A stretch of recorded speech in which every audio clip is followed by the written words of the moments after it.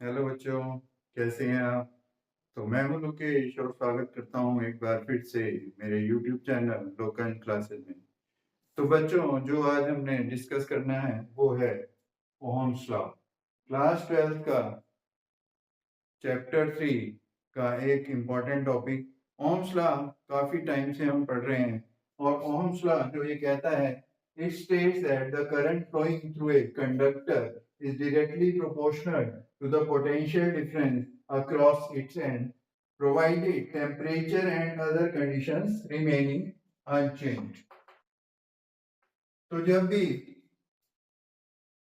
किसी कंडक्टर के थ्रू हमें करंट को देखना है तो वो ये कहता है कि current flowing through a conductor is directly proportional to the potential difference across its end.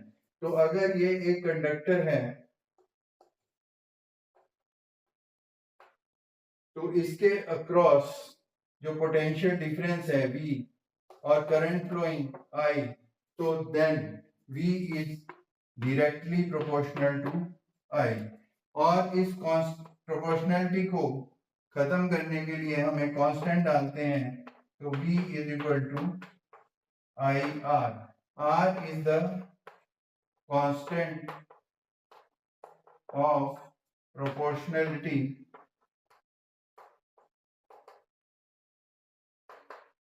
और इसे हम कहते हैं रेजिस्टेंस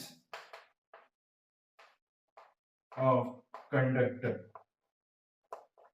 तो बच्चों, रेजिस्टेंस ऑफ कंडक्टर, रेजिस्टेंस क्या होता है? जैसा कि वर्ड बताता है इट रेजिस्ट, तो ये रेजिस्ट करता है फ्लो ऑफ चार्ज को। तो जितना भी कोई कंडक्टर किसी करंट को फ्लो करने से रोकता है तो उसे उस कंडक्टर का रेजिस्टेंस कहते हैं। और in other words we can से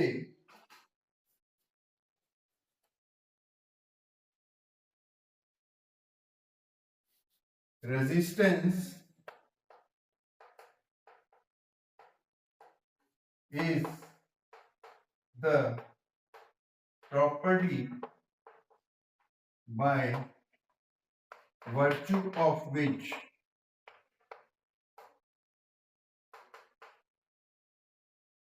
a conductor obstructs the flow of charge। तो बच्चों, रेजिस्टेंस एक ऐसी प्रॉपर्टी है जिसके द्वारा कंडक्टर फ्लो ऑफ चार्ज को रोकता है। तो किसी भी कंडक्टर की रेजिस्टेंस जो होती है वो किस पे डिपेंड करती है, वो हम अब डिस्कस करेंगे।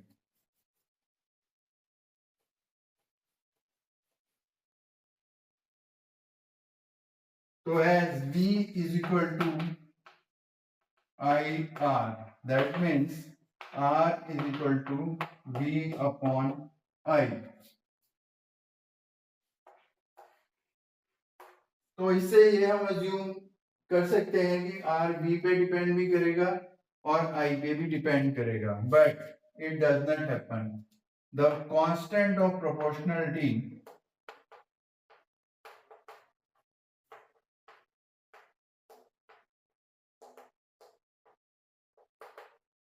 does not depend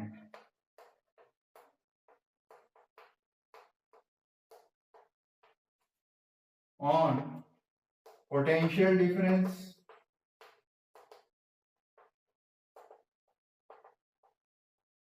और करंट। ऐसा क्यों होता है? तो ऐसा है, अगर हम पोटेंशियल डिफरेंस इंक्रीज करेंगे तो करंट भी इंक्रीज होगा। ये जो R इज कांस्टेंट, ये किसी भी कंडक्टर के लिए कांस्टेंट होता है, otherwise unless temperature is change. अगर हम टेम्परेचर को चेंज करते हैं तभी ये चेंज होता है। तो जो R है, दिस इज रेजिस्टेंस, और रेजिस्टेंस की डेफिनेशन मैंने आपको बता दी है। तो रेजिस्टेंस जो होता है किसी भी कंडक्टर का resistance is directly proportional to length of the conductor and inversely proportional to area of cross section. तो किसी भी कंडक्टर की लेंथ जितनी भी ज्यादा होगी उतना ही रेजिस्टेंस ज्यादा होगा, और जितना ज्यादा एरिया ऑफ क्रॉस सेक्शन होगा उतना ही कम रेजिस्टेंस होगा. तो in other words we can से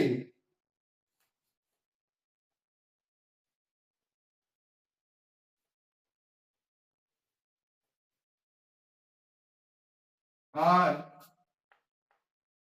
is proportional to L upon A. Now another proportional constant of proportionality, R is equal to rho L upon A. Rho is here called resistivity or specific resistance.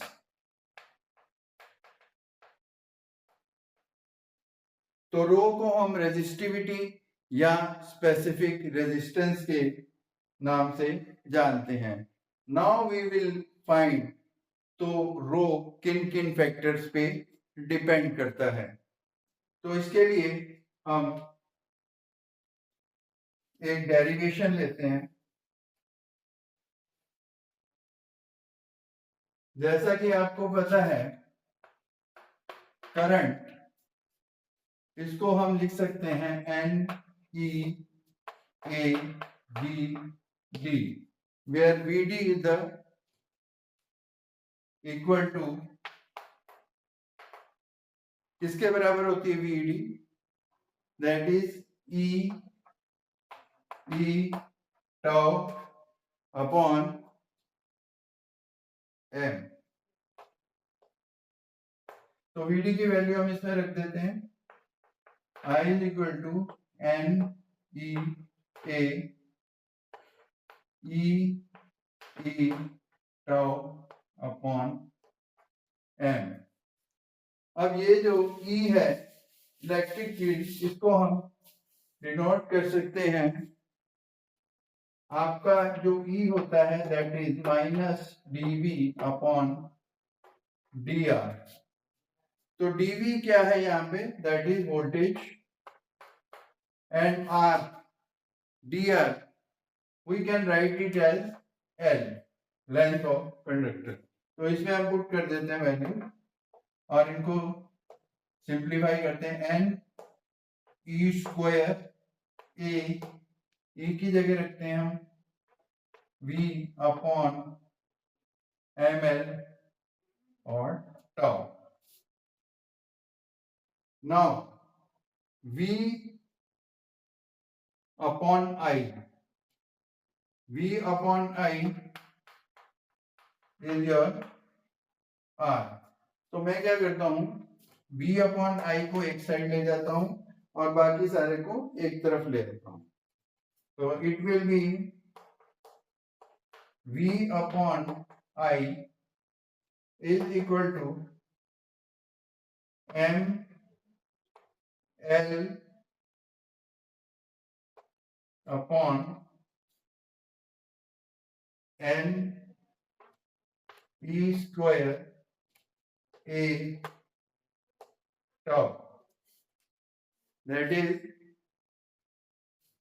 N E square A ML upon N E square A tau is equal to V upon I. V upon I is our R. So R is equal to M L N E square A upon tau. अब L upon A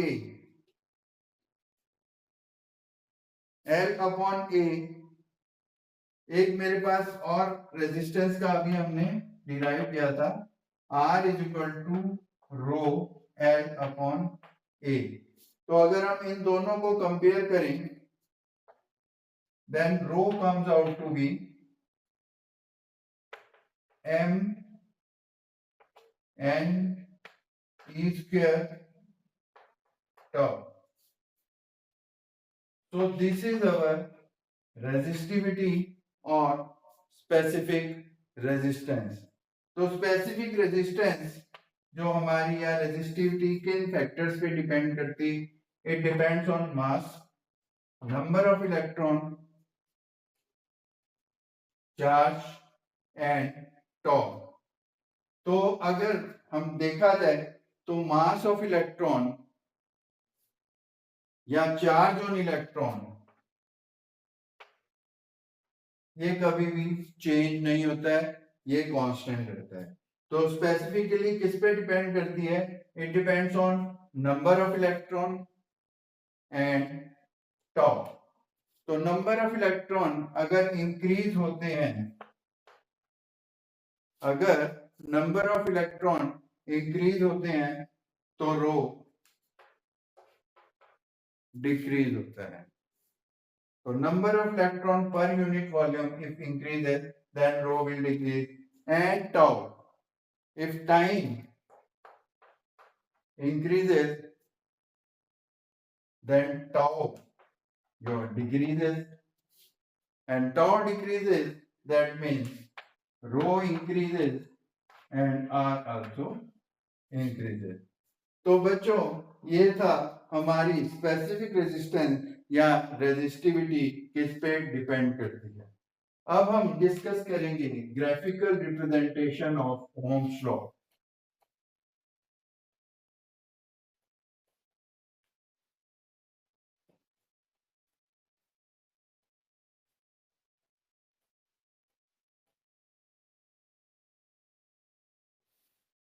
Now suppose this is a graph with me.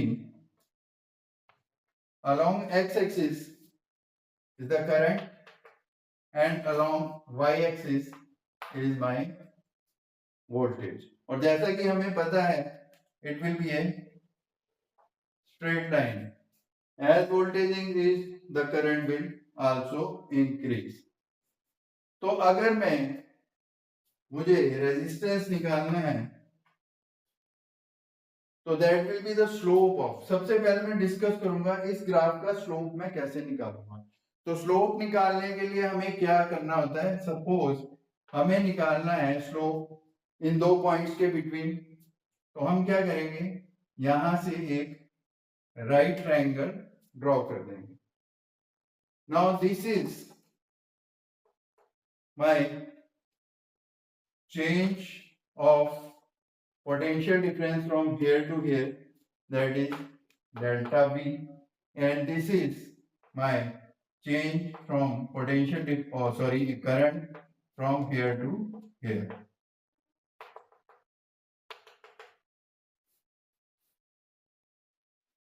So delta V upon delta I gives me R. So slope of my graph between voltage and current, where, or you can say the graph of voltage current gives me the resistance. अब second position हम लेते हैं, उसमें क्या करते हैं, उसमें हम करंट इस साइड रख देते हैं और voltage along x axis. The slope will be your delta I upon delta V. That will be 1 upon R. और 1 upon R को हम कहते हैं कंडक्टेंस. तो बच्चों VI graph, slope of VI graph gives you the resistance, and slope of IV graph gives you the conductance of the conductor. तो ये ध्यान रखना है. तो इस वीडियो के लिए बस इतना ही, और उम्मीद करता हूं कि जितने भी मैंने आपको बताया है वो आपको अच्छी तरह समझ आ गया होगा. कृपया इस चैनल को लाइक करें, सब्सक्राइब करें और कोई भी कंफ्यूजन हो तो कमेंट सेक्शन में जाके कमेंट जरूर करें। धन्यवाद।